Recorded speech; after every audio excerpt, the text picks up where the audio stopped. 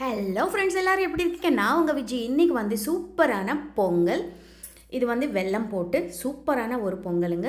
இது நம்ம இப்போ பொங்கல் சீசன் வேறு வருது இல்லையா, இதனால் நம்ம ஈஸியாக செய்யக்கூடிய ஒரு பொங்கல் எப்படி செய்கிறதுன்னு நான் இன்றைக்கி உங்களுக்கு காட்ட போகிறேன். சட்டுன்னு வீடியோக்குள்ளே போயிடலாம் வாங்க.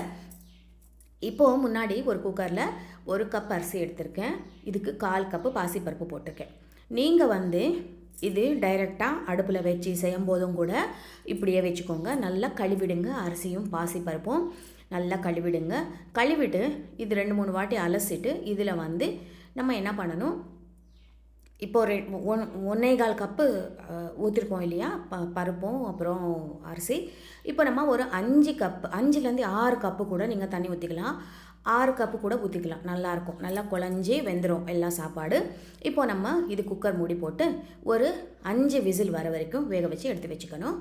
இப்போது ஒரு கிண்ணத்தில் 1 கப்பு தண்ணி, அப்புறம் 2 கப்பு, எந்த கப்பில் நம்ம அரிசி எடுத்திருக்கோமோ அந்த கப்பில் 2 கப்பு வெல்லம் போட்டுட்டு நல்லா இந்த வெல்லம் கரையணும்.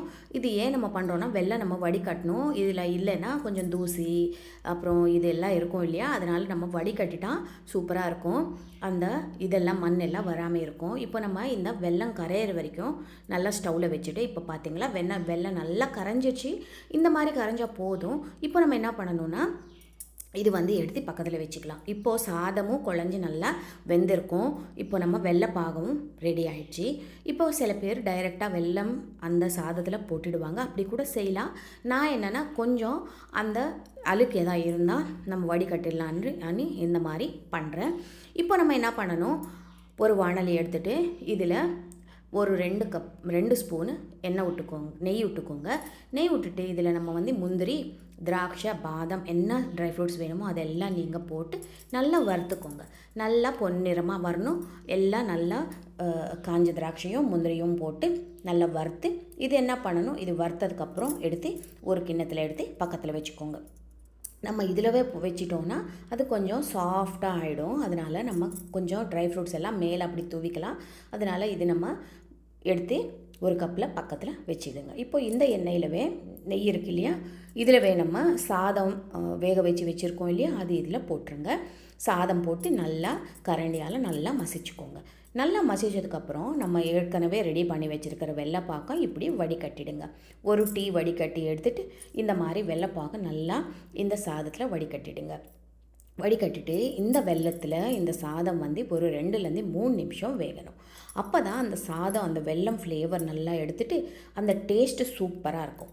இப்போது இது வெந்துட்டே இருக்கட்டும். இது கொஞ்சம் நேரத்தில் என்ன ஆகுன்னா நல்லா சுருண்டு கிட்ட வந்துடும்.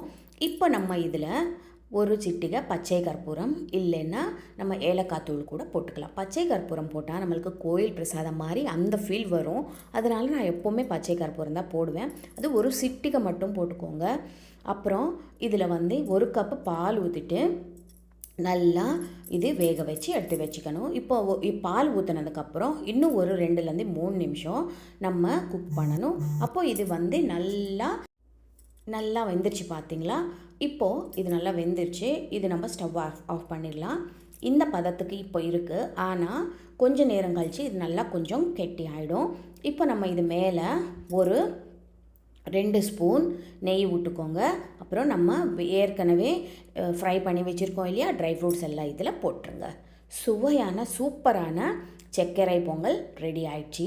இது வந்து ரொம்ப சுவையாக இருக்கும். கண்டிப்பாக ட்ரை பண்ணி பாருங்கள். எப்படி வந்ததுன்னு எனக்கு சொல்லுங்கள். அடுத்த வீடியோவில் உங்களை சந்திக்கிறேன். அது வரைக்கும் உங்கள் விஜி.